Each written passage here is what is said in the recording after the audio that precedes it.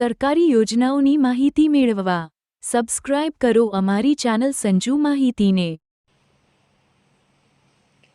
નમસ્કાર મિત્રો ગુજરાત સરકાર દ્વારા તાજેતરમાં એક નવી યોજના લોન્ચ કરવામાં આવેલ છે, જે અંતર્ગત દરેક ખેડૂત મિત્રોને કે જે હવેથી ડુંગળીનું ઉત્પાદન કરતા હોય તે તમામ ખેડૂત મિત્રોને ડુંગળી વેચાણ સહાય યોજના અંતર્ગત સરકાર દ્વારા ડુંગળીનું વેચાણ એપીએમસીમાં કરવા માટે ખેડૂત મિત્રોને સહાય આપવામાં આવશે।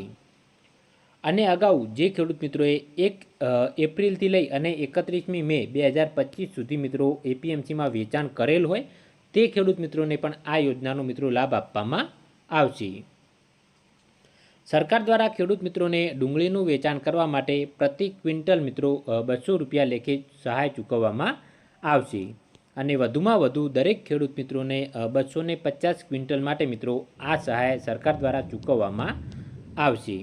તો વધુમાં વધુ દરેક ખેડૂત મિત્રોને 50,000 રૂપિયા સુધીની સહાય આ યોજના અંતર્ગત ડુંગળીનું ઉત્પાદન કરી અને એપીએમસીના વેચાણ કરવા માટે સરકાર દ્વારા આપવામાં આવશે। તો આ વિડીયોની અંદર આજે આપણે ડુંગળી વેચાણ સહાય યોજના વિશેની સંપૂર્ણ માહિતી મેળવીશું। જો તમને અમારી ચેનલના વિડીયો જોવા ગમતા હોય તો તમે અમારી ચેનલ સંજુ માહિતીને સબસ્ક્રાઈબ કરી શકો।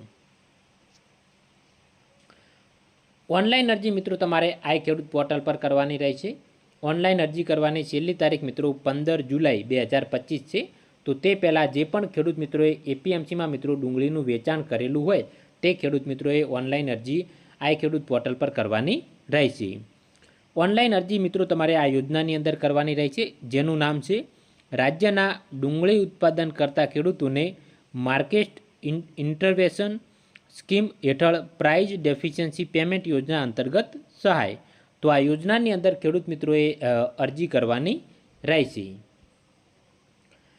જો તમે આઈ ખેડૂત પોર્ટલ પર વધુ જુઓ નામના ઓપ્શન પર ક્લિક કરશો તો આ રીતે તમને વધારાની માહિતી જોવા મળી રહેશે।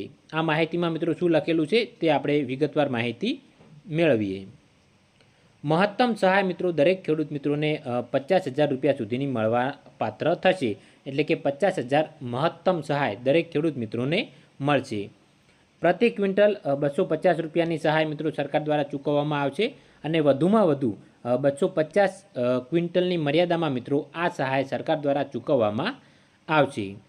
1 ક્વિન્ટલ એટલે 100 કિલો થાય, તો 2500 કિલો સુધી સરકાર દ્વારા આ સહાય ખેડૂત મિત્રોને ચૂકવવામાં આવશે।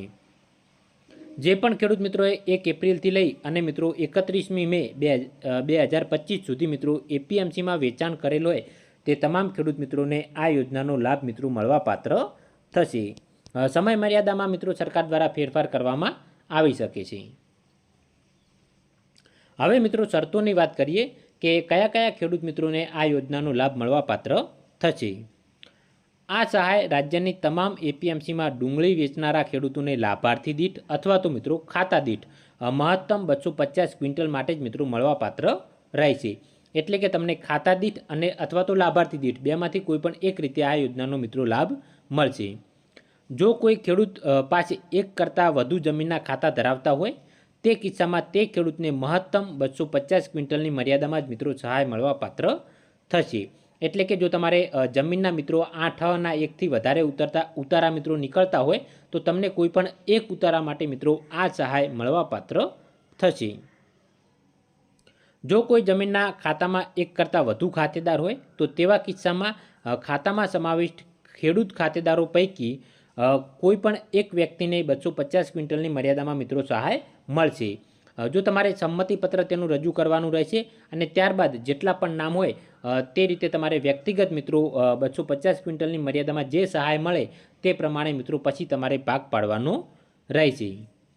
આ યોજના અંતર્ગત ખેડૂતને મહત્તમ 200 ક્વિન્ટલ અથવા તો ખેડૂત દ્વારા એપીએમસીમાં જે વેચાણ કરેલ હોય તે ભાવનો તેમજ માર્કેટ ઇન્ટરવેન્શન પ્રાઇસ એટલે કે MIPનો તફાવત બેમાંથી જે ઓછું હોય તે મળવા પાત્ર રહેશે।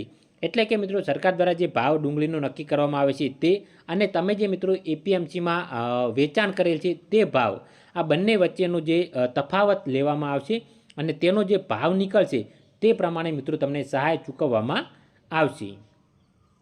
સરકાર દ્વારા મિત્રો વધુમાં વધુ જો આ તફાવત 200 રૂપિયાનો ગણવામાં આવશે, એટલે કે 200 રૂપિયાથી વધુ જો તફાવત થતો હોય તો પણ તેને મિત્રો 200 રૂપિયા જ ગણવામાં આવશે. હવે મિત્રો કાગળોની વાત કરીએ તો ઓનલાઈન અરજી કર્યા બાદ મિત્રો તમારે કયા કયા કાગળો રજૂ કરવાના રહેશે. તમે જે પેઢીને મિત્રો વેચાણ કરેલી હોય ડુંગળી તેના મિત્રો તમારે બિલો રજૂ કરવાના રહેશે.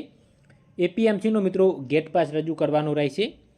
જમીનના ઉતારા રજૂ કરવાના રહેશે. આધાર કાર્ડની ઝેરોક્સ રજૂ કરવાની રહેશે અને મિત્રો બેંક પાસબુકની ઝેરોક્સ રજૂ કરવાની રહેશે. તે સિવાય સરકાર દ્વારા જે પણ અન્ય પુરાવા મિત્રો નક્કી કરવામાં આવે તે પણ તમારે રજૂ કરવાના રહેશે. કારણ કે મિત્રો આ યોજના નવી લોન્ચ કરેલી છે, તો સરકાર દ્વારા મિત્રો સમયાંતરે આ યોજનાની અંદર સુધારા વધારા થતા રહે છે. તો સરકાર દ્વારા જે પણ નવા મિત્રો સુધારા વધારા લાગુ કરવામાં આવે તે પ્રમાણે મિત્રો તમારે કાગળો રજૂ કરવાના રહેશે. આ યોજના બાબતે બીજો કોઈ પણ પ્રશ્ન હોય તો તમે તમારા જિલ્લાની મિત્રો બાગાયત ઓફિસનો સંપર્ક કરી શકો છો, અથવા તો નીચે મિત્રો કમેન્ટ બોક્સમાં કમેન્ટ કરી પણ જણાવી શકો. વિડીયો જોવા બદલ તમામ મિત્રોનો ખૂબ ખૂબ આભાર. સરકારી યોજનાઓની માહિતી મેળવવા સબસ્ક્રાઇબ કરો અમારી ચેનલ સંજુ માહિતીને.